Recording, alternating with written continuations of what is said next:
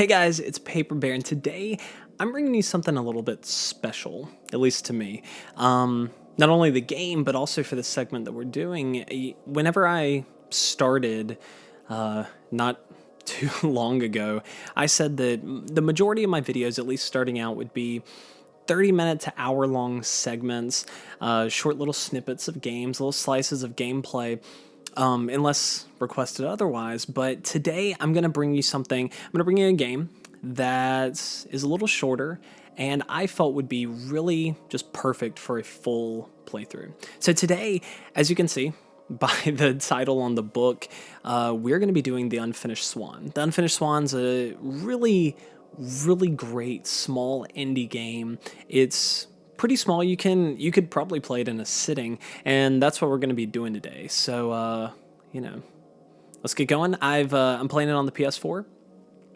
Played it originally on the PS3, but the crossplay that they did whenever they moved it over to PS4 allowed the opportunity to do this. So let's get going.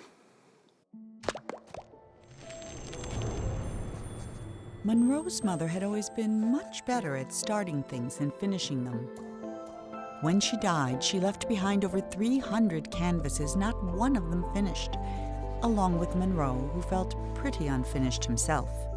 The orphanage allowed him to keep only one painting, and so he chose the Unfinished Swan that had always been his mother's favorite. But that night, he woke up to find the swan had disappeared. So he took his mother's silver paintbrush and followed the footprints into a little door he hadn't seen before. All right, here we go. We're gonna get going. We, if you've never seen this game before, this white area can seem like we're actually not doing anything, but throw a little something, and it kind of startles you at first. Just the how all of a sudden the space that you're in all of a sudden takes shape, and you're starting to see corners, you're starting to see edges, you're starting to see the wall and hallways, and you start to discover that you're actually in a room, which is actually really neat. And then you step back and you look at it and you start to see that there's just a lot of stuff around you, and it continues that way. So as we continue to go through the game, we're gonna see more objects kind of show up like that, even though we just blacked it out. We're gonna see trees, we're gonna see castles, we're gonna see just a lot of stuff that that is shown in a really unique way. So we were able to see that, like, there's a forest taking shape. There's some fences. Obviously, we're probably in kind of a forest path, either a forest path or at least outside. So wherever we were, all of a sudden we're outside, and there are some footprints. We're gonna go after those. We are gonna go after the swan footprints. So let's see. So the Unfinished Swan was one of these games that I'd heard about for a really well. I guess let me back up a little bit. So when I got my PS3 a little late in the game. Hey, it's Frog! Jump, Froggy! There you go. Fishies! Whoa! I don't think I've ever seen that before. Yikes. This game's a little darker than you think originally. But so I got my PS3 a little late. I got my 360 back whenever it originally came out. Played things like Halo 3. Played a lot of the big stuff on that. But once Sony had come out with stuff that I felt was worth me buying the system, I kind of bought it up. So whenever I got it, there were tons of games I'd never played that I really wanted to play, and so right off the bat I had 10, 15 games just ready to go.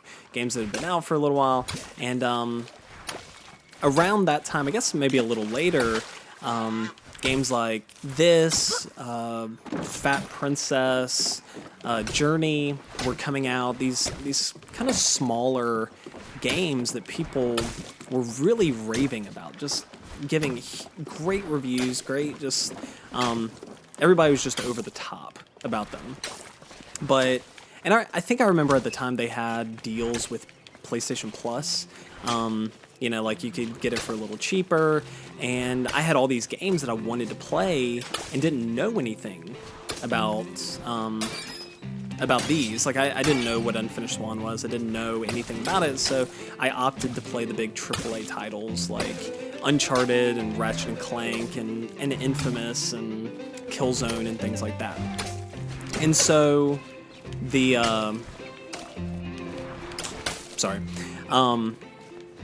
can we see him? Nope, he's back there. Come to me, Swan. There's a balloon. So I didn't see this game when it originally came out. It took me a few years before I did, and I think I got it when so when the PlayStation 4 was announced, they were talking about the fact that you would have to have PlayStation Plus to play online.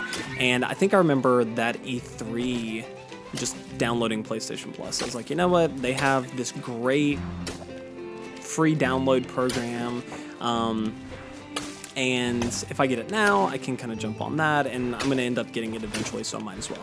And I think they might have had some sort of deal with it. I'm not sure. Maybe it was like, oh, I know what it was. It was a Journey and Unfinished Swan, like essentially buy one, get one free bundle type thing.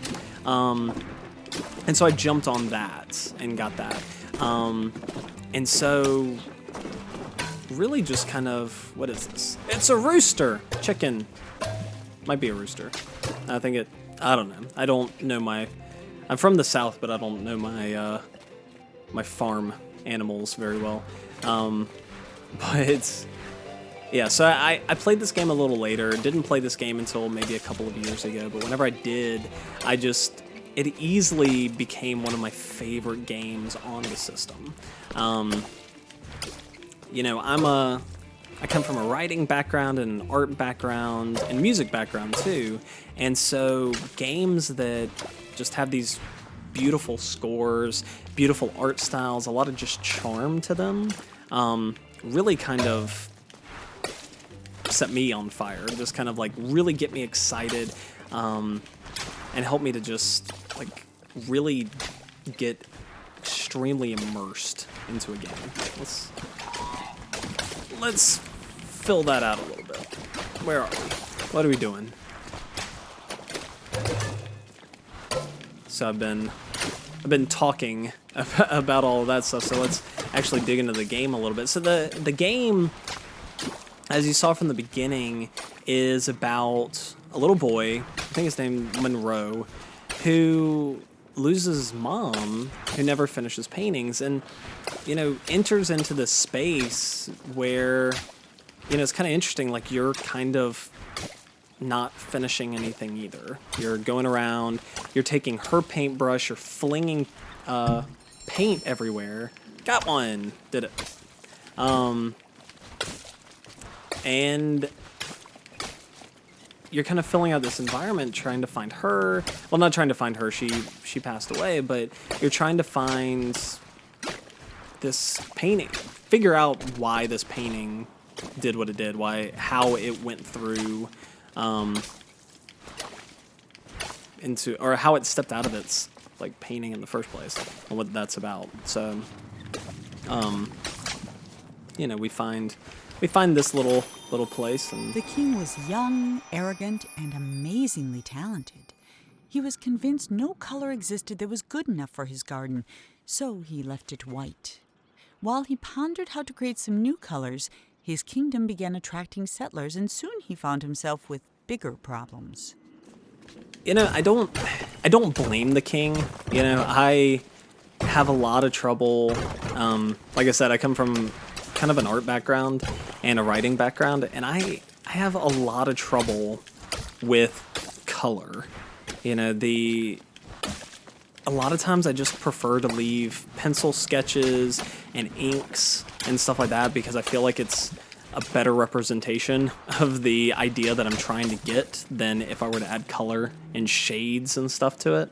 And so honestly, if I were a king and I were making a kingdom, I'd probably be in the same place. Oh my lord. Hey! Swanbutt. Hey. Swanbutt. Come back.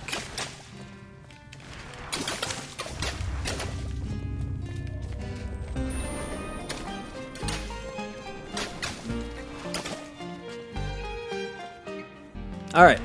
So we are in part 2 of this, and we're going to be moving forward.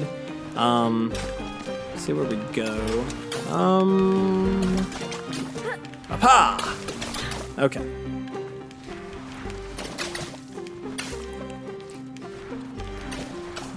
But yeah, color's one of those things that's just really difficult to get right, I feel like. And you know, I understand where the king's coming from. I get what he struggles with. Whoa. Hello.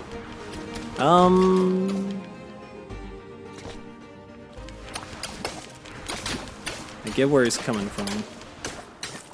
So, and the neat thing that this game does too, which you'll kind of start to notice, is it starts to get shades a little bit. So the game so far has been entirely white, but we're going to be entering into some parts that have a little bit of grayscale going with them. You know, not a whole lot, but a little bit here and there, and that'll be kind of a good thing. The king's new subjects were tired of white. They were tired of tripping, of banging their shins, of misplacing their homes. So they started painting everything, ruining the king's spotless design. In response, the king outlawed all non-magical brushes and pledged to spend the next month painting shadows for his kingdom. It is kind of neat, though, that they incorporate. I forget about some of these little, what are they called? Little painting tidbits thingies every once in a while, but that you get every once in a while.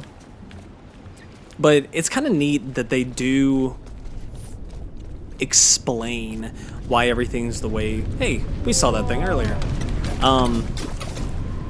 Why everything is the way that it is. They actually kind of develop a lore. You're not just in a painting and you're going around doing. There's actually something behind it. So, you know, this king, this kingdom, there's a reason for why he's the way that he is, which is actually kind of neat.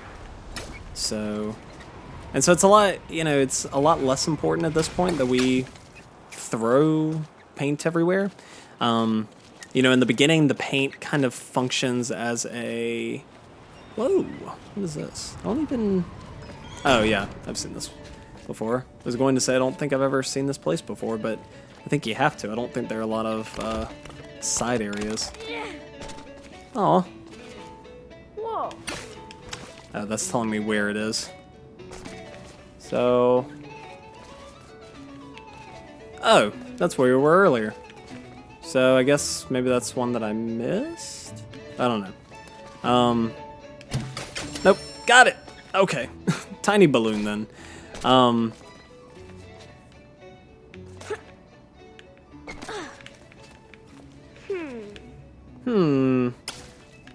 Oh no! I ruined it! Can't come back and paint that now. So, wonder if these are some of... I guess these aren't her paintings. I don't know if you'd call this an unfinished hippo. I mean, there's some line spaces like right there and there, but that could be just a style thing. I don't know. Well, I guess we'll just keep going, just to see.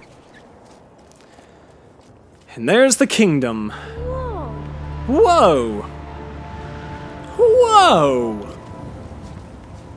Hey, it's a swan. It has no neck.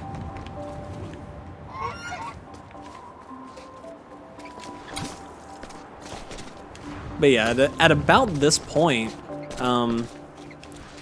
the game becomes less about just filling in all the space with white. You know, in the beginning, that's the only way you can see, is if you fill in every little spot with white. You can't discern anything else, but here you start getting shadows, you start kind of getting a better picture of what everything is, so you don't have to throw it everywhere. Now in some areas that don't have shadows, then you may still want to throw it around, but for the areas that don't, you know, it's not as big of it's not as big a deal.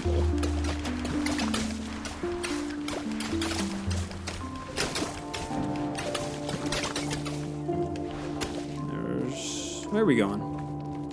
I guess this place is just a huge maze, so we're gonna have to figure that out.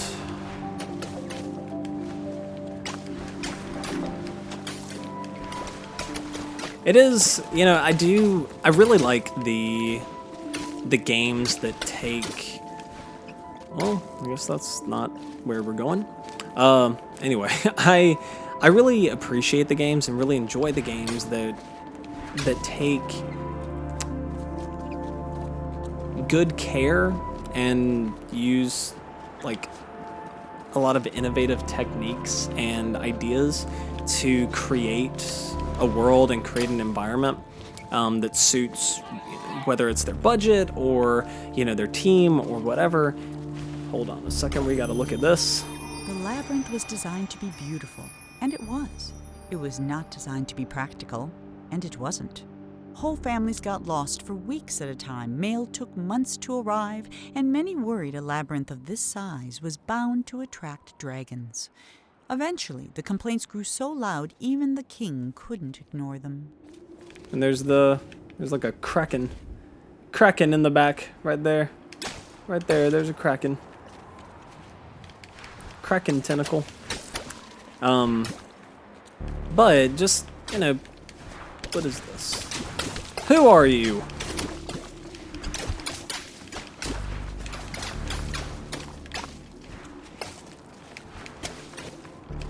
Like I was saying, I really do, I do appreciate the games. I really enjoy the games that take a lot of pride in the limitations that they have, or in the style that they choose to go with, even if it's a simpler style.